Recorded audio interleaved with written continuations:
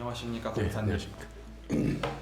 제가 지난번에 고소 거부 관련해서 여쭤봤을 때 그거를 제가 안 여쭤봤더라고요. 고소장 작성 방법. 그게 되게 그게 또 중요한 먼저네. 건데 제가 그걸 안 여쭤봐가지고 그거 한 번만 알려주시겠습니까?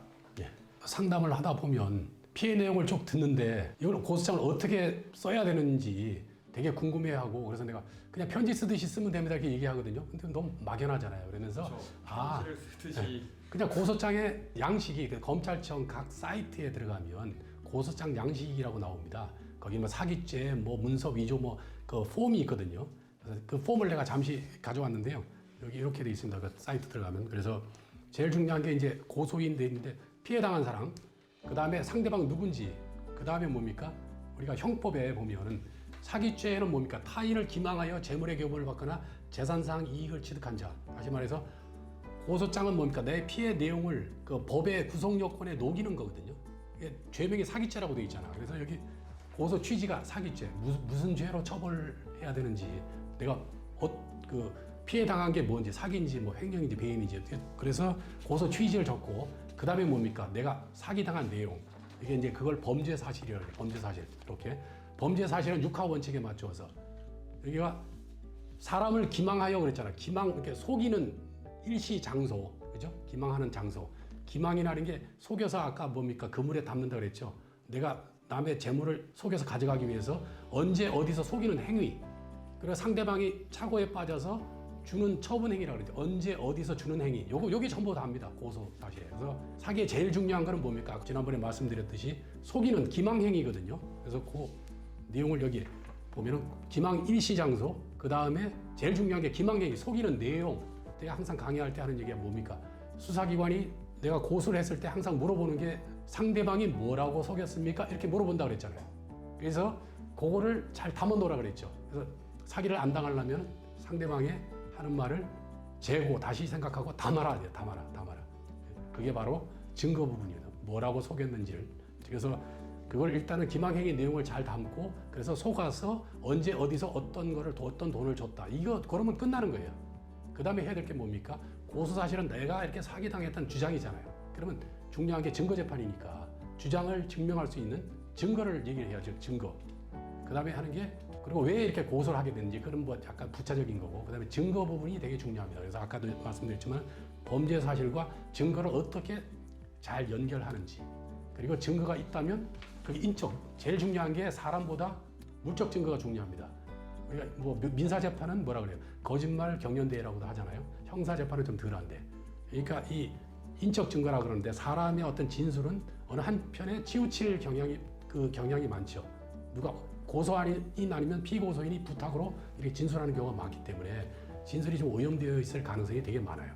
그거하고 어떤 계약서라든지 물증 같은 경우는 이거는 객관적으로 딱 써 있는 거기 때문에 그거를 뒤집기는 굉장히 어렵죠. 그래서 우리가 사람과 문서가 똑같은 증거로 제출됐다면 문서를 더 중요시하는 거죠. 그래서 항상 사람 말은 상황에 따라 바뀌기 때문에, 그래서 물적 증거와 인적 증거가 뭔지를 잘 설명하면 되죠. 그걸 첨부해서 그냥 접수하면 됩니다. 그 전에도 말씀드렸지만은 고소 사실대로 내가 피해 당한 거를 과장하거나 더하거나 빼지 말고 있는 그대로 얘기를 해야 올바른 판단을 받을 수가 있다 그랬죠.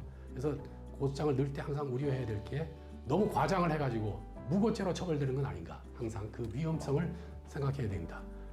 그와 관련해서 내가 옛날에 처벌한 사건 중에서 무고죄로 내가 고소인을 처벌할 뻔한, 피해자 입장에서는 무고죄로 처벌당할 뻔한 사건을 간략히 말씀드릴게요. 어떤 사람이 이제 도박장에서 만나서 연인 관계로 발전했거든요. 그래서 꽁지라 그러죠. 도박 자금을 빌려주고 이제 이렇게 받고 이런 관계로 쭉 가다가 한 2억 정도 가까이를 이제 도박 자금으로 빌려줬어요. 근데 이 사람이 안 갚는 거예요. 근데 많은 사람들이 우리 알고 있지만 도박 자금은 안 갚아도 되죠. 그게 민법상 반사회적 행위죠. 돈을 빌려줘서 이렇게 하는 거는, 이거는 도박 행위를 조장하는 거기 때문에 민법 103조의 반사회적 행위이기 때문에 돌려달라는 소리를 못 해요.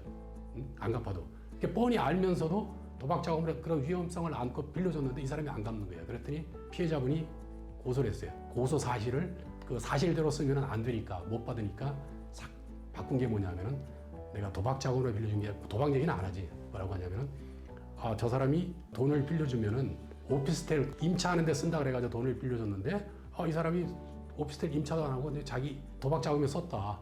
그래서 이 사람이 도박 자금으로 쓸 줄 알았으면 내가 돈을 빌려주지 않았을 것이다. 이렇게 그 용도 사기라고 하는데 내가 강의할 때 아주 강조하는 용도 사기라고 이제 주장하는 거죠.